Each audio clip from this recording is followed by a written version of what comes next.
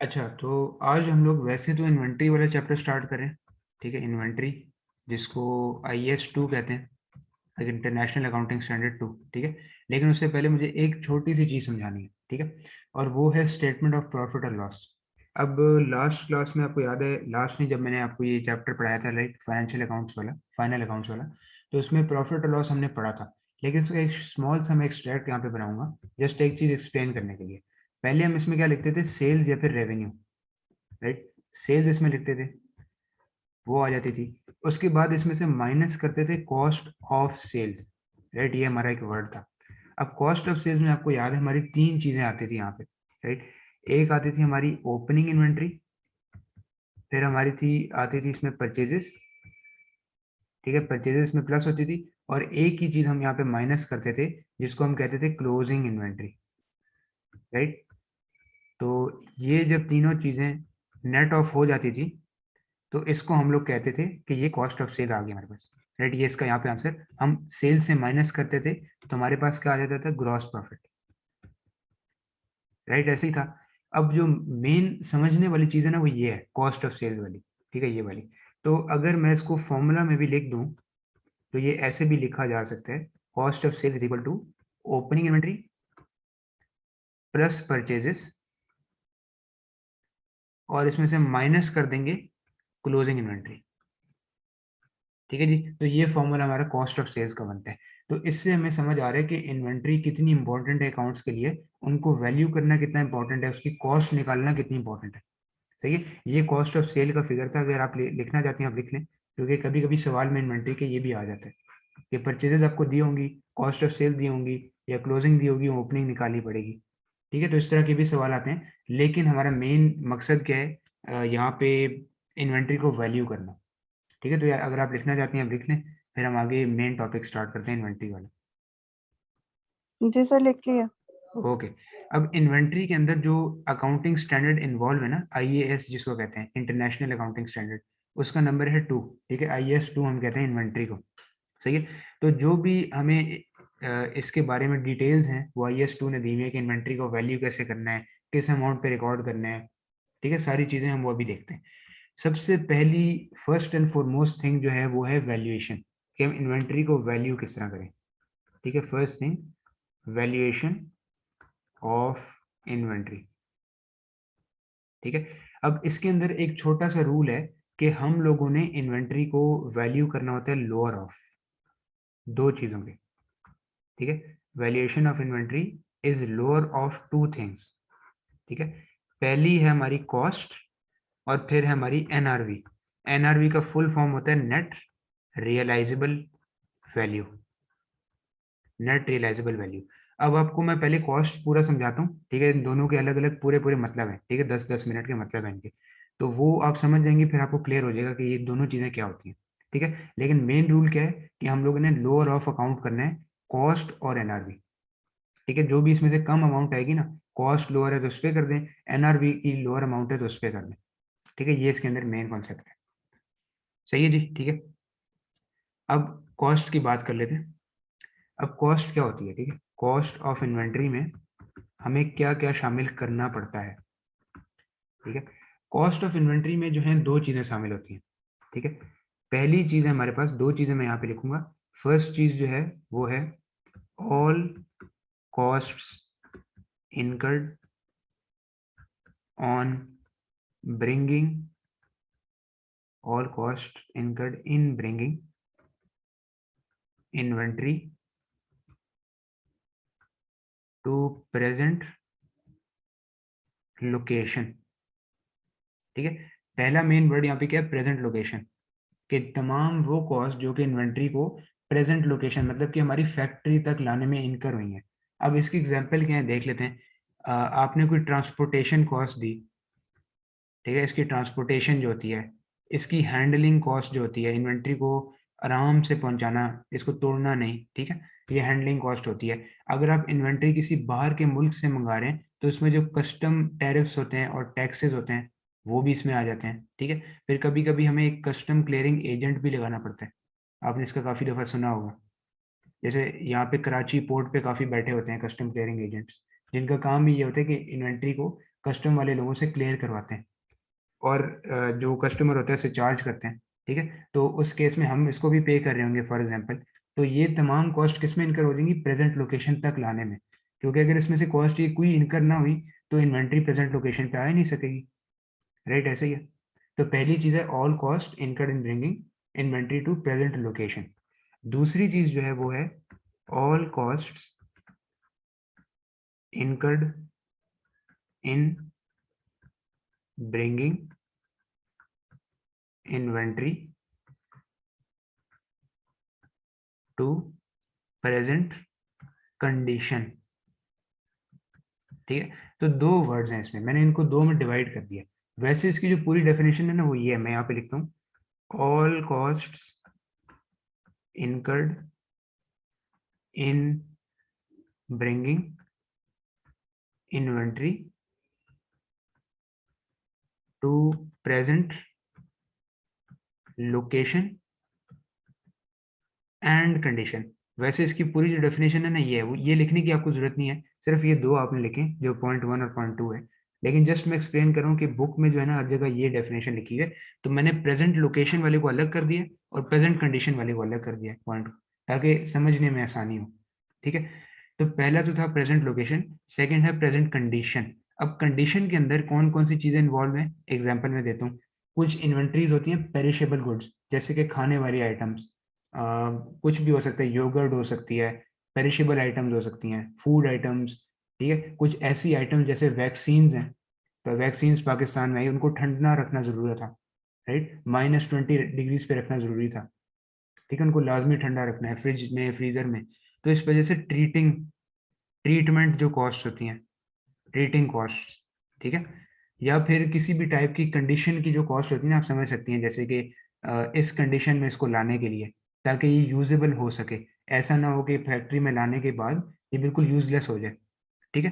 तो उसकी again handling की कॉस्ट, और मतलब कंडीशन के उसका कोई फर्क ना पड़े, उस तरह की तमाम कॉस्ट किसके अंदर आ जाएंगी, प्रेजेंट कंडीशन के अंदर, ठीक है जी। तो ये दो चीज़ें मैंने लिख दी हैं कॉस्ट ऑफ इन्वेंट्री में, ये आप लिख लें, उसके बाद हम आगे चलते हैं। जी सर, लिख लिया। ओके, अब कुछ सवालों में आपको कॉस्ट एज इट इज पहले से ही एग्जामिनर ने दी होगी, ठीक है। अगर आपको दी होगी तो बहुत अच्छा है, आपको कैलकुलेट नहीं करनी पड़ेगी।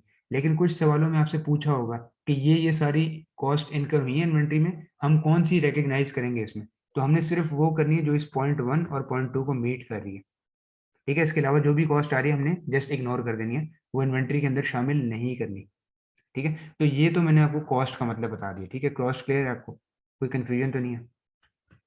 No sir. अच्छा, अब आ जाए सेकंड थिंग पे, जो कि है नेट रियलाइजेबल वैल्यू, एनआरवी जिसको हम कहते हैं, नेट रियलाइजेबल वैल्यू, ठीक है।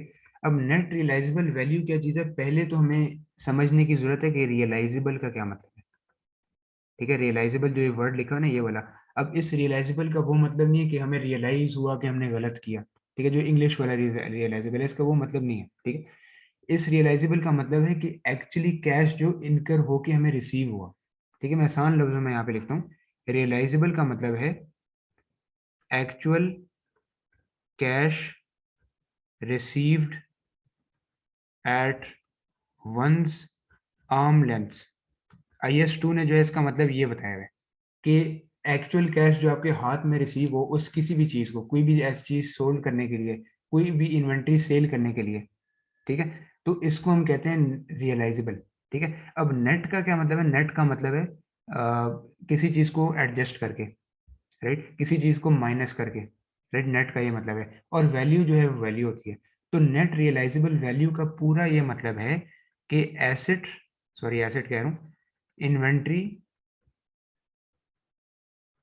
एक्चुअली सोल्ड फॉर, ठीक है। अब देखिए नेट रियलाइजेबल वैल्यू निकलती किस तरह है, ये मैं आपको बताता हूँ। मतलब कि नेट रियलाइजेबल क्यों निकालते हैं हम, कॉस्ट पे भी तो सिर्फ रह सकते थे, राइट, हम एनआरवी क्यों निकालते हैं, बीच में क्यों आती है। अब इसका आंसर ये है कि एनआरवी इज कैलकुलेटेड व्हेन, कुछ चीजें होती हैं, कुछ हिंट्स हमें मिलती हैं, तभी हमें एनआरवी कैलकुलेट करनी पड़ती है।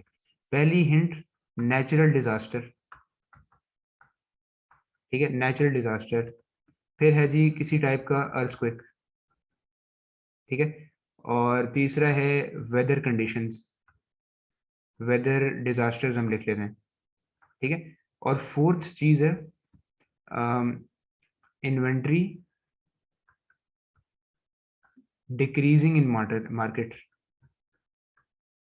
मतलब कि इन्वेंट्री की जो मार्केट वैल्यू है वो डिक्रीज होगी, तो इस केस में भी हमें एनआरवी निकालनी पड़ती है, ठीक है। अब मेनली क्या होता है, मैं आपको एक एग्जांपल देता हूँ। कुछ साल पहले क्या हुआ था कि एक जापान की फैक्ट्री में, जापान जो है वो बहुत वल्नरेबल है किसको, फ्लड्स के लिए, क्योंकि वो कोस्ट लाइन पे है, ठीक है, और वहाँ पे टेरेन ऐसी है कि फ्लडिंग आराम से हो जाती है, राइट। तो जापान में एक मेजर सुनामी आया था, आपको याद है, ठीक है। तो उसमें क्या हुआ था कि काफी फैक्ट्रीज का सामान जो है वो बिल्कुल बर्बाद हो गया था। अब उस केस में क्या लगेगी, एनआरवी लगेगी, नेट रियलाइजेबल वैल्यू, क्योंकि किसी ना किसी तरह का डिजास्टर वहां पे हो गया था, ठीक है। अब ऑब्वियसली डिजास्टर हुआ है, फ्लडिंग हुई है, तो वहां पे पानी फैक्ट्रीज में भी आया होगा लाजमी, और फैक्ट्री में वेयर हाउसेज होते हैं, उसके अंदर भी उसने सामान को डैमेज किया होगा, मशीन्स को तो उसने किया ही किया होगा, बट सामान को भी उसने डैमेज किया होगा, राइट, ऐसे ही है। तो इसका मतलब कि इस सुनामी से क्या हुआ होगा, एसिड्स एंड इन्वेंट्री, जो भी फिनिश गुड्स की इन्वेंट्री रखी हुई थी, हो सकता है वो अगले मिनट ही ट्रक में निकल के कस्टमर्स के लिए मार्केट में जा रही हो, ठीक है, तो वो भी डैमेज होगी सारी, तो assets and inventory damaged, right, यही हुआ इसका नतीजा कि वो डैमेज होगी पूरी। तो इस केस में हमें क्या निकालनी पड़ती है, एनआरवी, नेट रियलाइजेबल वैल्यू। तो ये मैंने आपको सारी इसकी रीजंस बता दी हैं कि ये क्यों निकलती है। अब इसके फॉर्मूला पे आते हैं, एनआरवी निकलती कैसे। इसका एक छोटा सा फॉर्मूला है, एक्सपेक्टेड सेलिंग प्राइस, ठीक है, मैं आपको ईच एंड एवरी इसका मतलब समझाता हूँ। Expected selling price minus cost to sell. देखें, अब अगर आपकी इन्वेंट्री डैमेज हो गई है, फॉर एग्जांपल एक फैक्ट्री थी जापान में, उसके अंदर सारे मोबाइल फोन्स के फिनिश यूनिट्स पड़े हुए थे, ठीक है, और बहुत महंगे मोबाइल फोन थे, फॉर एग्जांपल 70-80 हज़ार रुपए का एक मोबाइल फोन था, हो सकता है कोई सैमसंग की फैक्ट्री हो, ठीक है। तो उसमें क्या हुआ कि फ्लडिंग से वो सारे यूनिट्स डैमेज हो गए, लेकिन डब्बे उनके इंटैक्ट थे, ऑब्वियसली अंदर पानी चला गया। अब हम ईच एंड एवरी यूनिट को असेस नहीं कर सकते ना, कि कितना डैमेज हुआ है, मोबाइल्स चल रहे हैं या नहीं। हम अगर असेस करने बैठ गए तो बहुत कॉस्ट लग जाएगी और बहुत टाइम ज़ाया हो जाएगा, राइट, ऐसे ही है। तो इस केस में हमें क्या करना पड़ता है, हमें उम्मीद लगा के मार्केट में जाके कुछ ना कुछ कॉस्ट इनकर करके कुछ ना कुछ वैल्यू के बेच देना चाहिए उनको, राइट। ये मोबाइल ऑब्वियसली अब 80 हज़ार के तो नहीं बिक सकेंगे, क्योंकि डैमेज हो गए, ओरिजिनल कंडीशन में नहीं रहे ये, राइट। इसीलिए हो सकता है मैक्सिमम मैक्सिमम चले 15 हज़ार के बिक जाएंगे, राइट। और ये प्राइस हमें कब पता चलेगी, हम अपने अंदाजे से नहीं लगाएंगे, हम जब मार्केट में जाएंगे तब हमें प्राइस पता चलेगी, ठीक है। मतलब कि मार्केट कॉम्पिटेंट्स हमें बताएंगे, मार्केट के जो एक्सपर्ट्स हैं वो हमें ये बताएंगे, ठीक है। कुछ केसेस में क्या होता है कि हमें एक्सपर्ट वैल्यूअर को कंपनी में बुलाना पड़ता है, ठीक है, एक्सपर्ट वैल्यूअर, ठीक है, उसको हमें कंपनी में बुलाना पड़ता है जस्ट टू वैल्यू कि ये फोन्स में इतना डैमेज हो गया, अब ये कितने के बिक सकते हैं, कोई अंदाजा दे दें।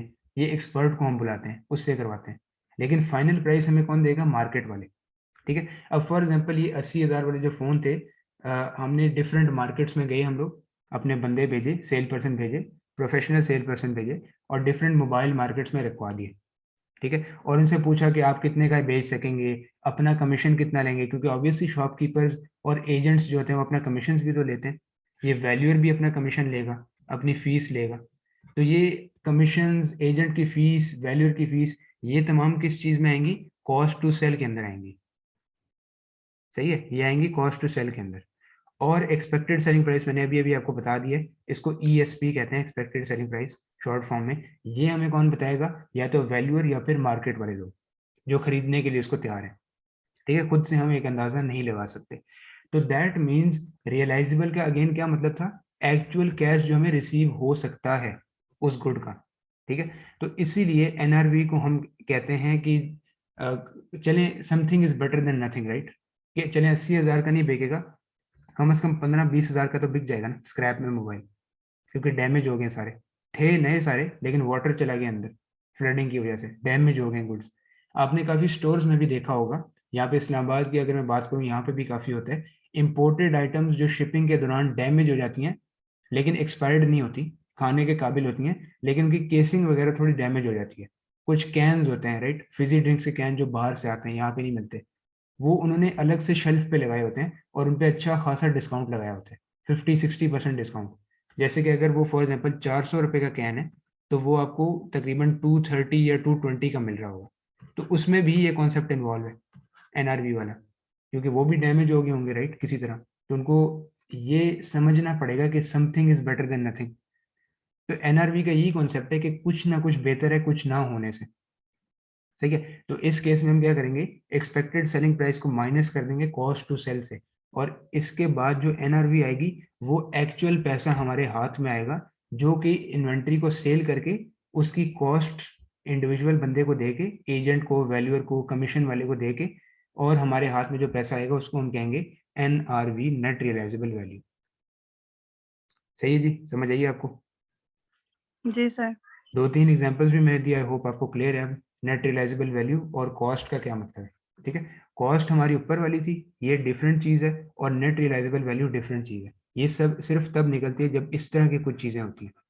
ठीक है, और ऑब्वियसली मार्केट वैल्यू भी नीचे आ सकती है, जरूरी नहीं है कि सिर्फ कोई फ्लडिंग हुई हो या इस तरह की कोई चीज़ हुई हो सकता है इन्वेंट्री वैसे ही वो हो जाए, जैसे एक मोबाइल आया था सैमसंग का, आपने सुना होगा, नोट 7 के नाम से, राइट। उसमें क्या हुआ था कि पूरे वर्ल्ड में आउटरेज मच गई थी कि उसकी बैटरी पॉकेट में पड़े पड़े एक्सप्लोड होगी, काफी बंदों की डेथ हो गई थी उससे, राइट। मोबाइल आपकी पॉकेट में पड़ा हुआ है और उसकी बैटरी में आग लगी, कुछ ना किए बगैर, कुछ भी उसमें किया नहीं, लेकिन उसकी बैटरी उसने आग पकड़ ली। ठीक है, तो उस वजह से सैमसंग को पूरे नोट 7 के पूरे होल वर्ल्ड में यूनिट स्क्रैप करने पड़े। अभी भी बिक रहे हैं, लेकिन काफी चेंजेस लाने पड़े उसके अंदर। ठीक है, तो उस केस में भी उनको एनआरवी निकालनी पड़ेगी होगी इसकी। ठीक है जी, सही है। जी। तो ये कॉन्सेप्ट जी था, आई सर। होप आपको क्लियर है। तो अगेन यहाँ पे बात क्या थी कि आपने इसको लोअर पे रिकॉर्ड करना है, कॉस्ट और एनआरवी के लोएस्ट पे रिकॉर्ड करना है। ठीक है जी, सही है। अब हम थोड़ी सी ब्रेक लेते हैं, उसके बाद इसकी जो क्वेश्चंस है ना थोड़े बहुत प्रैक्टिस करते हैं, फिर हम नेक्स्ट चीज़ पे चलते हैं। ठीक है, 2-3 मिनट्स की ब्रेक है।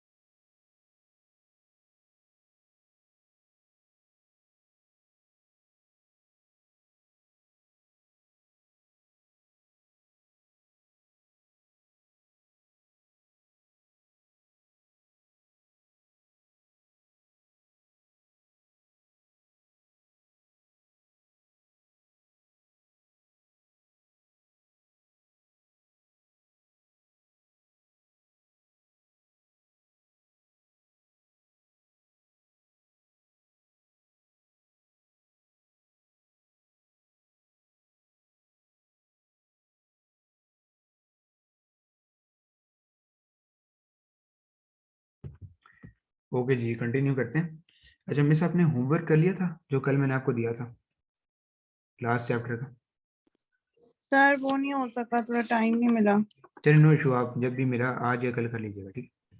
ओके, जी अब हम करने जा रहे हैं इसके एनआरवी के सवाल। इसमें एक चीज रहती है अभी चैप्टर में, इसके जो वैल्यूइंग मेथड्स हैं, फाइफो है, एफको है, वो भी हमने करने हैं, ठीक है? वो भी हम करते हैं, पहले इनके सवाल देख लें ताकि ये चीज क्लियर हो जाए, ठीक है? अब ये देखते हैं 113, सबसे पहला सवाल। So you are preparing the final account for business. The cost of the items in closing inventory is 41875. मतलब कि closing inventory की वैल्यू उसने दे दी हमें. This includes some items which cost 1960 and which were damaged in transit. मतलब कि इसमें कुछ ऐसे गुड्स हैं जिनकी कॉस्ट है 1960 और वो ट्रांसपोर्टेशन के दौरान डैमेज हो गए होंगे, तो ऑब्वियसली डैमेज से उनकी मार्केट वैल्यू काफ़ी कम हो गई होगी। अब वो 1960 को तो नहीं सोल्ड आउट हो सकेंगे।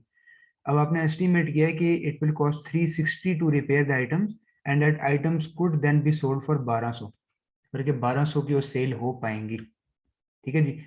अब इसको हम कैसे करेंगे, यहाँ पे देखते हैं। यहाँ पे इनकी कॉस्ट कितनी दी हुई है? 1960, कॉस्ट इज 1960, राइट? अब एनआरबी भी निकाल लेते हैं साथ ही, हमने इनसे लोअर ऑफ रिकॉर्ड करना है, राइट? एनआरबी कैसे निकलेगी? एक्सपेक्टेड सेलिंग प्राइस क्या है? Could then be sold for 1200, right? और कॉस्ट टू सेल क्या है? 360, राइट? तो 1200 और 360, मतलब कि एक्सपेक्टेड सेलिंग प्राइस 1200, उसमें से 360 हम लोग निकालेंगे तो ये बन जाता है 1200 माइनस 360, 840, 840 बन जाते हैं, ठीक है जी? अब मुझे बताएं इसमें से कौन सा लोअर है, कॉस्ट लोअर है या एनआरवी लोअर है? एनआरबी। एग्जैक्टली, एनआरवी लोअर है, तो इसका मतलब हमें अब 1960 से वैल्यू कम करके किस पे लानी पड़ेगी? 840 पे लानी पड़ेगी, ठीक है? अब इनका डिफरेंस कितना बन रहा है ये भी देख लेते हैं। डिफरेंस इनका बन रहा है 1960 माइनस 840, तो 1120 का डिफरेंस बन रहा है, ठीक है? अब देखें, उसने पूछा क्या है, what was the correct inventory valuation for inclusion in the final accounts. देखिए 41875 में से 1960 जो है वो तो इनकी थी ना कॉस्ट, तो इनको तो हमने अलग से अकाउंट कर लिया। तो 41875 में से पहले हम क्या माइनस कर देंगे? 1120, क्योंकि हमारी इन्वेंट्री की वैल्यू पहले इतनी थी, इसमें शामिल थी अमाउंट, सही है, ये अमाउंट इसके अंदर शामिल थी, लेकिन वो कितने से डिक्रीज होगी? 1120 से, तो डिक्रीज हो के कहाँ पे आ गई? 840 पे, ठीक है? तो या तो आप इसमें से 1960 माइनस करके 840 प्लस कर दें, या फिर आप डायरेक्टली 1120 ही माइनस कर दें, जो कि आसान तरीका है, ठीक है? तो नई क्लोजिंग इन्वेंट्री हमारी क्या बन जाएगी? 41875 माइनस 1120, तो 40755, ये हमारी न्यू क्लोजिंग इन्वेंट्री की वैल्यू आ गई है after accounting for the NRV. सही है, हमने क्या करना होता है कि इस पे लाना होता है, लोअर ऑफ पे लाना होता है, और उसका डिफरेंस से हम क्लोजिंग इन्वेंट्री को माइनस कर देते हैं, ठीक है? तो इसका आंसर क्या बन गया? 40755, ठीक है जी? समझ आ गई? क्लियर है? जी सर। ओके, अब ये सारे वैल्यूएशन के हैं, नीचे देख लेते हैं तो इसका सवाल है, यस ये देखते हैं। 118, an item of inventory was purchase for $500, मतलब कि इसकी कॉस्ट कितनी है? $500। It is expected to be sold for 1200, although 250 will need to be spent out in order to achieve this sale। मतलब कि obviously NRV की बात हो रही है यहाँ पे। To replace the same item of inventory it would cost 650। अब जो लास्ट स्टेटमेंट है ना, ये 650 वाली, ये इसने जस्ट कंफ्यूजन पर्पस के लिए दी हुई है, क्योंकि रिप्लेसमेंट वाली कोई चीज़ हमने पढ़ी ही नहीं आज तक, और ना ही IS2 ये कवर करता है, ठीक है? तो ये जस्ट हम इग्नोर कर देंगे, यहाँ से कट आउट कर दूंगा इसको मैं, ठीक है? जस्ट कंफ्यूजन पर्पस के लिए दी हुई है। At what value should this item of inventory be valued in financial statements, मतलब कि लोअर ऑफ करना है हमने। तो अगेन इसमें भी पहले कॉस्ट निकालते हैं हम, कॉस्ट हमें दी हुई है $500, ठीक है जी? और एनआरवी निकाल लेते हैं हम। एनआरवी यहाँ पे एक्सपेक्टेड सेलिंग प्राइस कितनी है? 1200, और 250 के हमने खर्चा करना है इसमें, ठीक है? तो 1200 माइनस कॉस्ट टू सेल, तो ये आ जाती है 950, ठीक है? अब इसमें से लोअर क्या है, 500 या फिर 950? कॉस्ट। एग्जैक्टली, कॉस्ट इसके अंदर लोअर है, राइट? कॉस्ट। तो इसका मतलब हम किस पे वैल्यू करेंगे? 500 पे ही वैल्यू करेंगे, जो लोअर ऑफ होएगा ना उस पे ही हमें वैल्यू करना पड़ेगा, ठीक है, ये लोअर ऑफ था तो हमने इस पे ही वैल्यू कर दी। ठीक है जी। अच्छा, ये सवाल अभी मैं छोड़ दूँ क्योंकि ये इनकम्प्लीट रिकॉर्ड्स का है, ये अभी हमने नहीं पढ़ा ये वाला चैप्टर। ठीक है, 120 लास्ट देख लेते हैं, फिर अगली चीज डिस्कस करते हैं। अच्छा, what was the total value of these items of inventory in Percy's statement of financial position, इनकी भी हमने वैल्यू बतानी है। ठीक है, Percy Pilbeam is a book wholesaler, on each sale commission of 4% is payable to the agent. एक selling agent उसने बिठाया हुआ है जिसको वो 4% कमीशन देती है सेल करने के लिए। ठीक है, तो इसका मतलब यहाँ पे कॉस्ट टू सेल वाली बात आ गई, तो दैट मीन्स ये एनआरवी वाला सवाल है। ठीक है, अब ये 3 काइंड ऑफ बुक्स हैं। ठीक है, इसकी हमें कॉस्ट भी दी हुई है, सेलिंग प्राइस भी दी हुई है। ठीक है, तो अगेन हम क्या करेंगे, एक छोटा सा टेबल बना के इनकी कॉस्ट और सेलिंग प्राइस निकालेंगे पहले। ये बुक 1 है, इनके नाम लंबे हैं तो मैं डायरेक्टली बुक 1, बुक 2, बुक 3 लिख रहा हूँ। बुक 1, बुक 2 और बुक 3। अब पहले मैं इनकी कॉस्ट लिख लूंगा, फिर इनकी लिख लूंगा एनआरवी। ठीक है, कॉस्ट इनकी कितनी है, 2280, 4080 और 1280। 2280, 4080 और 1280। ठीक है, अब निकालते हैं एनआरवी। एनआरवी कैसे निकलेगी, 2900 में से उसका 4% आप माइनस कर दें। ठीक है, तो कितना बनता है, 4% ही हमने कमीशन पे करना है ना उसमें, राइट। तो 2900 का 4% है 116। ठीक है, एनआरवी मैं यहीं पे डायरेक्टली लिखता जाऊंगा, 2900 माइनस 116, 2784। ठीक है, सिमिलरली इन सब पे 4% लगा के 4% माइनस करके, क्योंकि वो कॉस्ट है इनकी, तो मैं निकालता जाऊंगा 3840। अच्छा, इसका आसान तरीका बताऊं क्या है, आसान इसका तरीका है कि आप इसको डायरेक्टली क्या करें, 4% से ना मल्टीप्लाई करें, आप 96% से कर दें।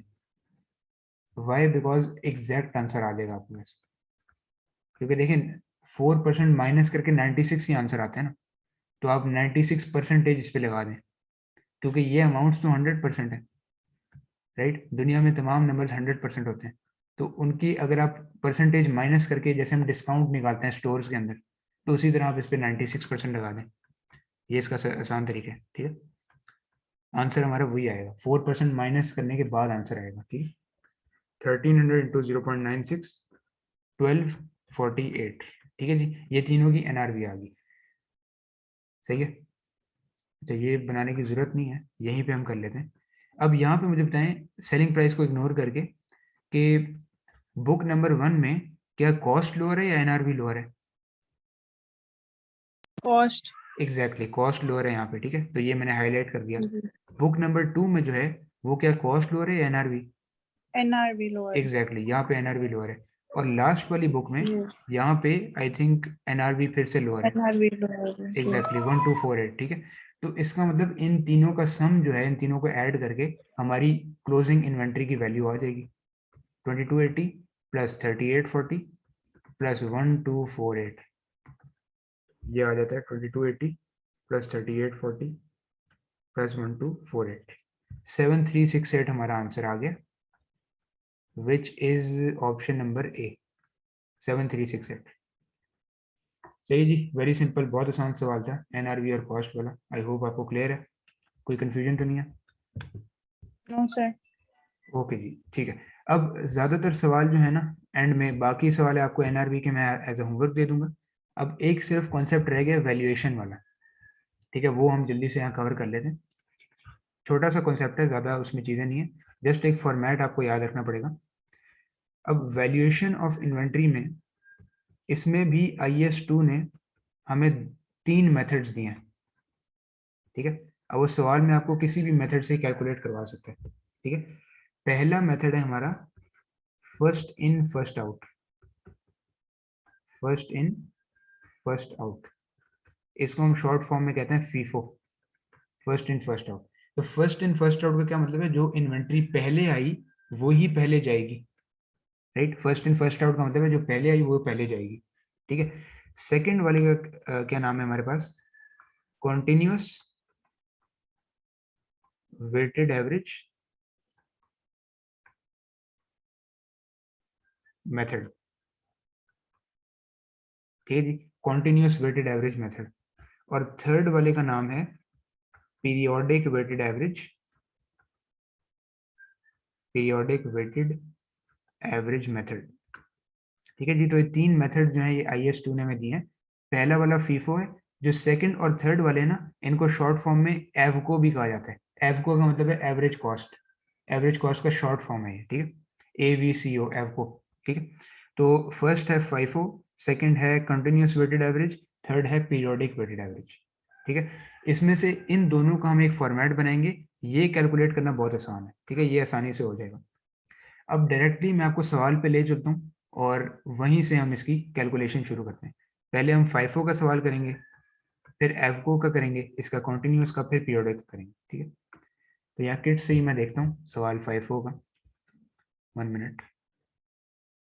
ओके, ये सवाल करते हैं 121, ये फर्स्ट इन फर्स्ट आउट है। ठीक है, An organization's inventory at 1st July is 15 units at a cost of $3 each. पहले तो उसने ओपनिंग इन्वेंट्री बता दी, फिर उसने 3 ट्रांजैक्शन उसके बाद हमें बता दी कि इतनी यूनिट्स हमने सोल्ड किए, फिर 10 यूनिट्स बॉट किए, फिर 8 यूनिट्स सेल किए। ठीक है, at what valuation will closing inventory be included in financial statements using the first in first out method. FIFO method use करना है। ठीक है, अब पहले मैं आपको फॉर्मेट बनवा देता हूँ उसका, वो आप कॉपी कर लें क्योंकि वही इसके अंदर यूज होएगा। पहले आती है डेट, फिर रिसीट्स, फिर इश्यूज, ये सारे कॉलम्स में बना रहा हूँ। ठीक है, डेट, रिसीट्स, इश्यूज, फिर आता है बैलेंस, और फिर आता है क्लोजिंग वैल्यूएशन। ठीक है, तो यही जो फॉर्मेट है हम हर सवाल में बनाएंगे, क्योंकि एग्जाम में आपको रफ पेपर मिलता है, वहीं पे आपको ये फॉर्मेट बना के वर्किंग करनी पड़ेगी। ठीक है, ये फॉर्मेट आप बना लें, फिर हम सवाल शुरू करते हैं।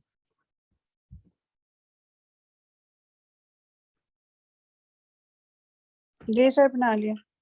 ओके, अच्छा, अब इसके अंदर, इस सवाल के अंदर पहले तो हमें ओपनिंग इन्वेंट्री दी है 1 जुलाई को, 15 यूनिट्स एट $3 ईच। ठीक है, तो 15 जुलाई था, राइट, जुलाई, सॉरी 1 जुलाई, 1 मिनट, 1 जुलाई आ गया, इसमें हमारा ओपनिंग बैलेंस था 15 यूनिट्स का। अब क्लोजिंग वैल्यूएशन में आपने क्या करना है, फाइफो के मेथड के अंदर ना ब्रैकेट में आपने कैलकुलेशंस करनी है। ठीक है, कैलकुलेशंस नहीं, बस याददाश्त के लिए चीजें लिखनी है, मैं आपको बताता हूँ कैसे। ठीक है, तो यहाँ पे ब्रैकेट में मैं लिखता जाऊंगा 15, और ईच की कितनी कॉस्ट थी, $3, राइट, ये थी ना, $3 ईच और 15 यूनिट्स, राइट। तो इस तरह मैं ब्रैकेट में पहले यूनिट्स लिखूंगा, फिर उसकी जो पर यूनिट कॉस्ट है उससे मल्टीप्लाई करता जाऊंगा। ठीक है, जैसे आप लोग F2 में करते हैं। ठीक है, सॉरी F2 कह रहा हूँ, MA2 में, दूसरी मिशन वो MA1 पढ़ती हैं, सॉरी MA2 पढ़ती हैं, उसके अंदर वो इस तरह कर रही है। ठीक है, बट आपको मैं फर्स्ट टाइम में पढ़ा रहा हूँ। अब 3 जुलाई को सेकंड हमारी आई है सेल। ठीक है, अब रिसीट जो है उसका मतलब है हमारी परचेजेस, इश्यूज जो है उसका मतलब है हमारी सेल्स। यहाँ मैं छोटा सा लिख भी देता हूँ, इश्यूज को कहते हैं सेल्स, रिसीट्स को कहते हैं परचेजेस, कि जो सामान हमने रिसीव किया। ठीक है, अब नेक्स्ट क्या है, 3 जुलाई को सेल हो रही है ना, 3 जुलाई सेल किया। ठीक है, कितने की, 5 यूनिट है एट 3.3 ईच। अब आपने एक चीज याद रखनी है कि इस तरह के सवाल में जब भी सेल की कोई वैल्यू दी हो, वो आपने इग्नोर कर देनी है। ठीक है, क्योंकि ये जस्ट फॉर कंफ्यूजन पर्पस दी होती है। हम जो ये कैलकुलेशन कर रहे हैं ये सेल के लिए ही तो कर रहे हैं, इन्वेंट्री वैल्यूएशन के लिए। और क्योंकि ये वैल्यू यहाँ पे लगी हुई है, तो फर्स्ट इन फर्स्ट आउट का मतलब यही है, जो पहले आया वो पहले गया, राइट, ऐसे ही है। अब 5 यूनिट्स हमारे सेल हो गए ना, 5 यूनिट सेल हो गए, तो इश्यूज में मैंने लिख दिया 5। ठीक है, और बैलेंस कितना हो गया होगा, 10। पहले 15 था ना, 5 चला गया यहाँ से, तो 10 बैलेंस हो गया। और क्लोजिंग वैल्यूएशन कितनी हो जाएगी, 10 × 3, क्योंकि 5 के 5 यूनिट यहीं से चले गए और हमारे पास इन्वेंट्री थी नहीं, राइट, सही है, समझ आ रही है। अच्छा, फिर 8 जुलाई को फर्दर यूनिट्स आए हैं हमारे, 10 यूनिट्स फर्दर आए हैं। ठीक है, कितने पे आए हैं, 3.5 पे। तो 8 जुलाई को 10 यूनिट्स आए हैं 3.5 पे, तो 10 मैंने रिसीट्स में लिख दिया। अब बैलेंस कितने पे चला गया, 20 पे, क्योंकि 10 मजीद यूनिट आ गए। ठीक है, अब मैं क्या करूंगा, इसको यहीं पे रहने दूंगा, जो पुराना बैलेंस लिखा हुआ है, एक और ब्रैकेट इसके बाद डाल दूंगा 10 इंटू 3.5, यही कॉस्ट थी राइट, 3.5 सही है। तो FIFO के लिए मैं क्या करूँ, क्लोजिंग वैल्यूएशन के कॉलम के अंदर ब्रैकेट्स बनाता जा रहा हूँ, ठीक है, वो सीक्वेंस में लिखता जा रहा हूँ। यहाँ पे सीक्वेंस फॉलो करना बहुत जरूरी है, ठीक है, sequence is very important in this. सही है जी, समझ आ रही है अभी तक आपको? जी सर।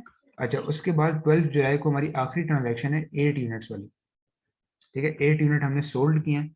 तो 12 जुलाई को 8 यूनिट हमारे यहाँ सोल्ड हो गए, तो बैलेंस कितना बच गया, 12।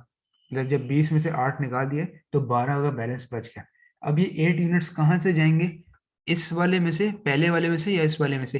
तो क्योंकि हमारा FIFO मेथड है, जो पहले आया वो पहले पहले वाले गया। में। एग्जैक्टली, हम पहले वाले से यहाँ से ले जाएंगे, ठीक है।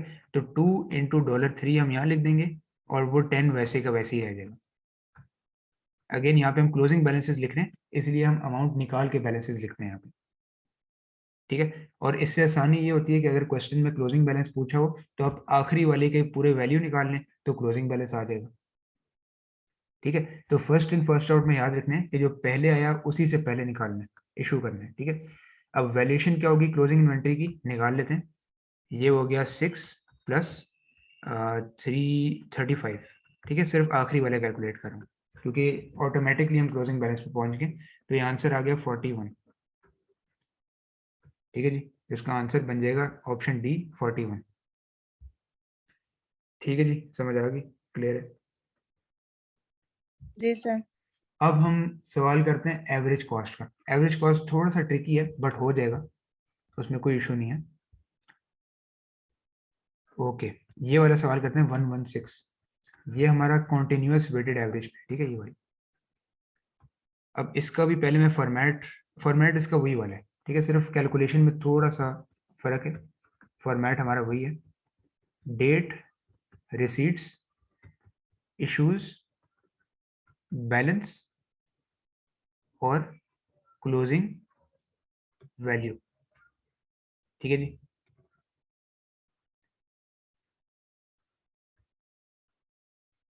ओके, अच्छा, अब इस सवाल को पढ़ते हैं। What was the value of Daniels inventory at 28 फरवरी 2014, मतलब कि क्लोजिंग इन्वेंट्री की वैल्यू पूछ रहे हो, ठीक है। Daniel uses continuous weighted average cost method for inventory valuation at 1 February 2004, मतलब कि इसका जो ओपनिंग बैलेंस है वो कितना है, 60 यूनिट का, एट टोटल वैल्यू ऑफ 1320, ठीक है। सिर्फ उसने दो ही चीजें यहाँ पे की हैं, रिसीट्स एंड सेल्स, ठीक है, उसकी दो ही दफा यहाँ पे हुई हैं। अब कॉन्टिन्यूस वेटेड एवरेज में ये कौन सा हमारा मेथड है, कॉन्टिन्यूस वेटेड एवरेज, राइट। आपने इस मेथड में एक चीज याद रखनी है कि इसका कैलकुलेशन मेथड थोड़ा डिफरेंट है। मैं एक चीज छोटी सी यहाँ पे लिख रहा हूँ कि इन दिस मेथड कैलकुलेट, क्योंकि यहाँ पे एवरेज कॉस्ट का जिक्र है ना, फर्स्ट इन फर्स्ट आउट तो ऊपर हमने देख लिया। In this method calculate a new average cost each time, a new average cost each time a receipt is made,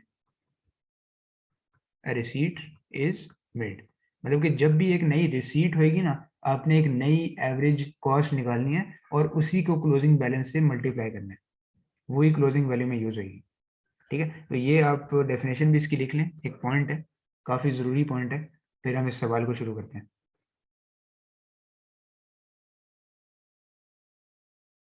ji sir, ठीक है। ओके जी, अब देखें यहाँ पे सबसे पहले हमें क्लोजिंग सॉरी ओपनिंग बैलेंस दिया हुआ है 60 यूनिट्स का 1320, ठीक है। तो मैं यहाँ पे क्या करूँगा, 60 units into per unit cost क्या बनती है 1320 डिवाइड बाई 60, 22, ठीक है। ये बन गया 1320, सही है। ये ओपनिंग बैलेंस था कितने यूनिट से, 60, ठीक है जी, ओपनिंग बैलेंस रिकॉर्ड हो गया। अब 14 फरवरी को पहली रिसीट आई है, तो अभी मैंने आपको क्या बताया कि जब आपकी रिसीट आई हो तो आपने क्या कैलकुलेट करना है, नई एवरेज कॉस्ट। तो ये जो सवाल छोटा सा है, लेकिन कुछ सवालों में 3-4 रिसीट्स होती हैं और 5-6 सेल्स होती हैं, तो हर रिसीट के बाद आपको क्या कैलकुलेट करनी है, न्यू एवरेज कॉस्ट। तो 14 फरवरी को न्यू रिसीट हमारी कितनी आई है 180 यूनिट्स की, ठीक है। तो नया बैलेंस कितना बन जाएगा, 60 में 180 ऐड किए तो 240, ठीक है। अब इस 240 को हम किस पे वैल्यू करेंगे, 22 पे तो नहीं करेंगे, क्योंकि एक रूल मैंने यहाँ पे लिखा है कि जब भी नई रिसीट आएगी तो एवरेज कॉस्ट कैलकुलेट होगी। अब पहली एवरेज कॉस्ट मैं कैलकुलेट कर रहा हूँ, इसका एक छोटा सा फॉर्मूला है, वो आपने याद रखना है। यहाँ पे मैं लिख देता हूँ, old value plus current receipt, old value plus current receipt divided by updated closing balance, ठीक है, अपडेटेड क्लोजिंग बैलेंस यूनिट्स, ठीक है। ये इसका फॉर्मूला, ये भी आप लिख लें। ये वैसे ही शुरू में याददाश्त के लिए, जैसे आपके प्रैक्टिस बाद में होती जाएगी तो आपको ऑटोमेटिकली कॉन्सेप्ट याद हो जाएगा, जी सर लिख लें। ठीक है। अब पहली एवरेज कॉस्ट कैलकुलेट करते हैं। देखें ओल्ड वैल्यू हमारी क्या आ रही है अभी तक 1320, ये वाली, ठीक है। तो 1320 में करंट वैल्यू कितनी है, करंट कितने यूनिट्स आए हैं 240, तो 240 कितने पे आए हैं, सॉरी 240 नहीं 180 आए हैं, ये वाले, ठीक है। 180 अभी आए हैं ना, तो 180 इंटू कितनी वैल्यू पे आए हैं 23 पर यूनिट पे, 180 यूनिट्स आए हैं 23 पे ना, तो 180 इंटू 23। अब अपडेटेड क्लोजिंग बैलेंस यूनिट्स कितने हैं, ये वाले 240। अपडेटेड का मतलब कि अभी वाली रिसीट ऐड करके, ऐड करने के बाद, तो ये मैं अगर कैलकुलेट करूं तो ये बनता है तकरीबन डिवाइड बाई 240, 22.75।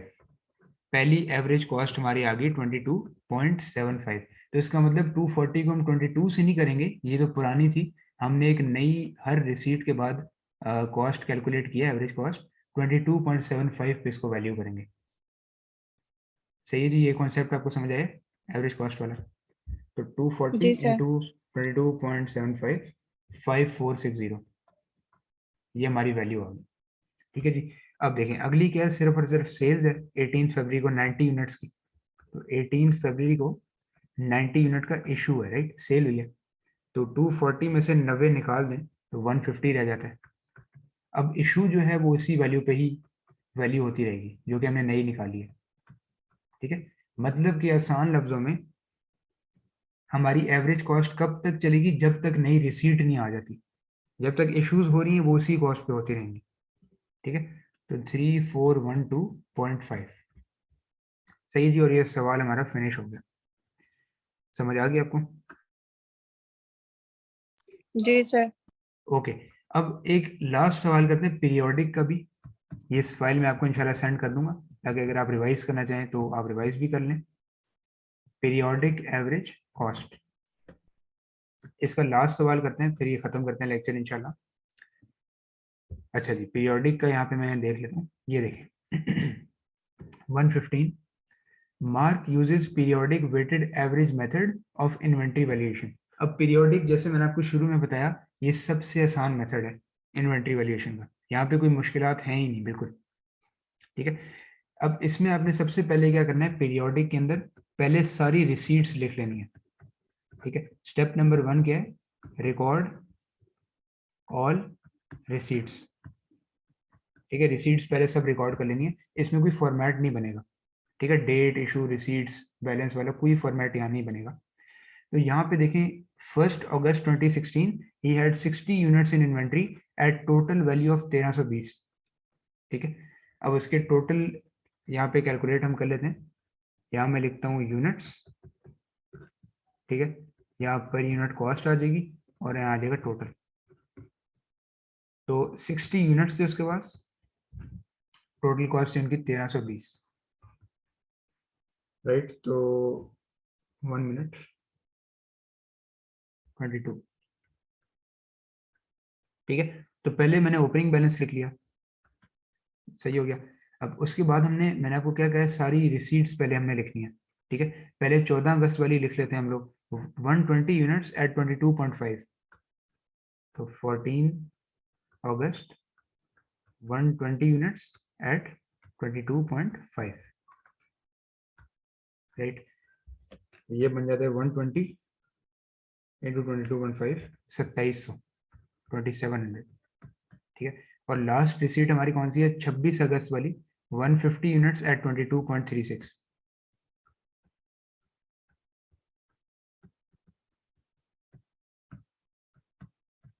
ठीक है जी, ये हो गया हमारा 150 इंटू 22.36, 3354। ये मैंने तमाम यूनिट्स का टोटल लिख लिया। मैं फर्स्ट स्टेप मैंने आपको क्या बोला कि आपने रिसीट्स पहले सारी की सारी लिख लेनी है। ठीक है जी, रिसीट्स मैंने सारी लिस्ट डाउन कर ली। अब नेक्स्ट स्टेप क्या है, नेक्स्ट स्टेप है हमने एवरेज कॉस्ट निकालनी है, क्योंकि ये भी तो एवरेज कॉस्ट वाली है ना। ये देखिए periodic average cost, right. Next step है हमने एवरेज कॉस्ट निकालनी है। एवरेज कॉस्ट कैसे निकालनी है, टोटल को यूनिट से डिवाइड कर दें। टोटल कितना आ रहा है, 3354 प्लस 2700 प्लस 1320, तो 7374। ठीक है जी, और यूनिट्स कितने हैं, 60 प्लस 120 प्लस 150, 330 यूनिट है टोटल। ठीक है, तो total value divided by total units, ये हमने करना है एवरेज कॉस्ट के लिए। तो 7374 डिवाइडेड बाय 330, ये हमारी एवरेज कॉस्ट आ जाएगी। ये आ जाती है जी 22.35, 22.35। ओके, सही हो गया, यहाँ तक क्लियर है। पहले सारी रिसीट्स रिकॉर्ड करनी है, फिर हमने उन रिसीट्स को यूज करके एक एवरेज कॉस्ट निकाल लेंगे। ठीक है, और थर्ड स्टेप है जी हमारा इश्यूज रिकॉर्ड करनी। अब इश्यूज वही ऊपर वाले कॉन्सेप्ट है कि इश्यूज हमने किस पे रिकॉर्ड करनी थी, एवरेज कॉस्ट पे, उस पर कोई नई कॉस्ट की जरूरत नहीं है। अब इश्यूज पहले इसमें हम लिख लेते हैं। हमने क्लोजिंग इन्वेंट्री निकालनी है, राइट, यहाँ पे क्लोजिंग इन्वेंट्री। ठीक है, तो अब या तो इश्यूज रिकॉर्ड कर लें या अगर नहीं भी करें तो कोई मसला नहीं है उसमें। यहाँ पे मैं इश्यूज को लीव करता हूँ, हमने डायरेक्टली क्लोजिंग बैलेंस निकालना है। ठीक है, तो हम क्या करेंगे, हमारे रिसीट्स के यूनिट्स कितने थे, क्लोजिंग बैलेंस के लिए हम क्या करेंगे, रिसीट्स माइनस इश्यूज, मतलब कि जो यूनिट्स आए उनमें से जो गए वो निकाल दें, सिंपल। तो क्लोजिंग इन्वेंट्री आ जाएगी हमारे पास। अब रिसीट्स कितनी थी, 330, और इश्यूज देख लेते हैं कितनी है, 90 और 80। ठीक है जी, तो 170 बनता है इनका, टोटल बनता है 170 यूनिट्स। सही है, तो 330 में से 170 निकाल दें तो हमारे पास क्लोजिंग इन्वेंट्री आ जाएगी, 160 की क्लोजिंग इन्वेंट्री आ गई। अब इश्यूज को हमने किस पे वैल्यू करना है, इसी पे, इस कॉस्ट पे। ठीक है, तो ये मैं लिख लूंगा 22.35। तो 160 इंटू 22.35, ये आता है 3576। ये हमारी आ गई directly closing balance, closing inventory. सही है जी, समझ आइए आपको। तो इसका क्लोजिंग बैलेंस बन गया 3576। ओके, ठीक हो गया, क्लियर। जी सर। ओके, तो ये हमने इन्वेंट्री का पूरा चैप्टर यहाँ पे खत्म कर लिया है, सवाल भी हम लोगों ने कर लिया। ठीक है, अब मैं आप लोगों को जो होमवर्क है वो सेंड कर दूंगा। ठीक है, और जो भी आज ज़्यादा होमवर्क नहीं सेंड करूंगा, सिर्फ एनआरवी की सवाल, ये रिकॉर्डिंग भी आपको मैं सेंड कर दूंगा जूम पे, व्हाट्सएप ग्रुप पे ही, और इसको भी आप एक दफ़ा फिर से देख लें, आपको क्लियर हो जाएगा। ठीक है जी, सही है। Okay sir. ओके मिस्टेक ठीक है। केयर, अल्लाह हाफिज़।